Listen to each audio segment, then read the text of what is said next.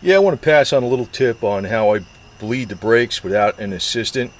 Now, what you could do is go over to the wheel cylinder and run a little hose into a glass container with the brake fluid in it.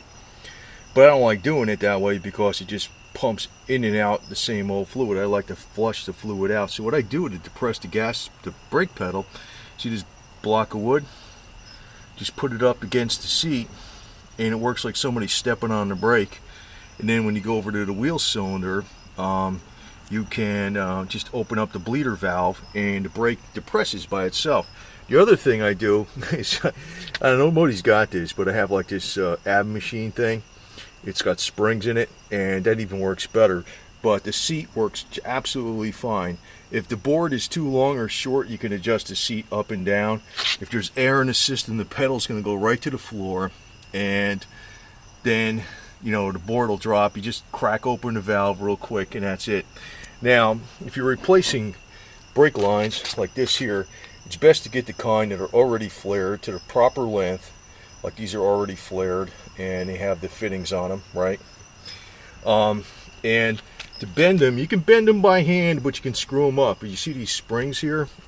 These are actually a hell of a lot better to use. And there's different sizes in here. So it depends. So in other words, this spring bends around the pipe, and it keeps it from kinking. It helps keep it from kinking.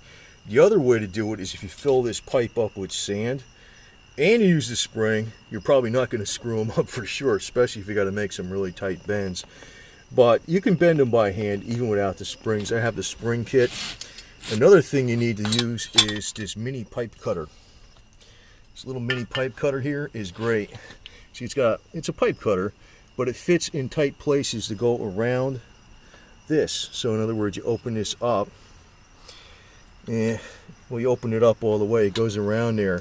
It's got a little wheel, and you just spin it around by hand. You go spinning around by hand, you spin it around by hand, and we'll put a little WD-40 on it because it'll make it easier to spin around by hand. Because, well, it's not that hard to do, but it'll make a nice clean cut. And then you have to flare the end of it. Now, some people use these little compression fittings. I don't know if you know what I'm talking about, but it's kind of like a fitting that you slide over this, right? And as you tighten it up, the flange nut, basically it makes a seal. Those aren't really good for brakes. You might be able to do that for an emergency, especially if you have a dual reservoir system, but they're not for brakes. You gotta really flare the ends. Now, the problem is, I heard, sometimes these metals are, the replacement brake lines are softer. Sometimes the ones from the factory are harder. You could take the propane.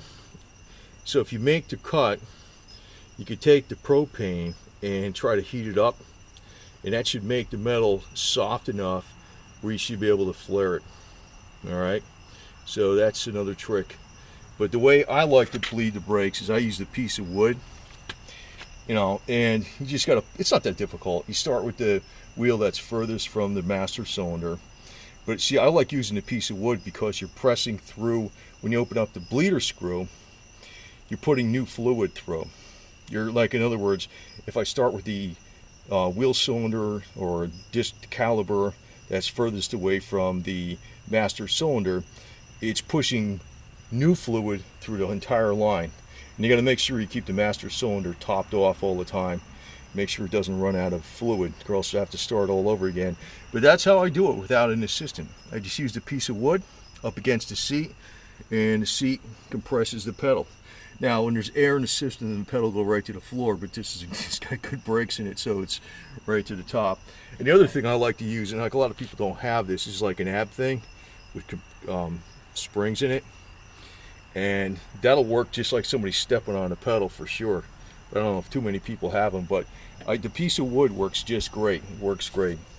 So the other thing again about if you're bending the pipe, it's good to use these springs. If you don't have the springs, just be careful. You can fill them up with sand and bend them, but then if you fill them up with sand, you better blow them out with air really, really, really good. Really good. Wash them out with water, blow them out with air, dry them out, because you don't want any sand in these things at all, in your brakes. but that'll make sure you have a nice clean bend. But the springs work fine too. And you probably want to get the mini pipe cutter. They're very cheap. And I always put a little WD-40 on there, so when you spin the pipe cutter around, it goes real easy. It makes a nice even cut, so it makes it very easy. And use the flare tool. Don't use the compression fittings. I've seen people use the compression fittings. You're not supposed to do that with brakes. That's good with other kinds of lines that aren't too critical, but you know, it really will work with the brakes, but you're not supposed to. You're not supposed to at all, believe me. Not safe. Use actual flaring tool. And if the metal's too tough, you know, if it's on like a factory, try using the propane to heat it up. You might take some of the temper out and try that. That should work.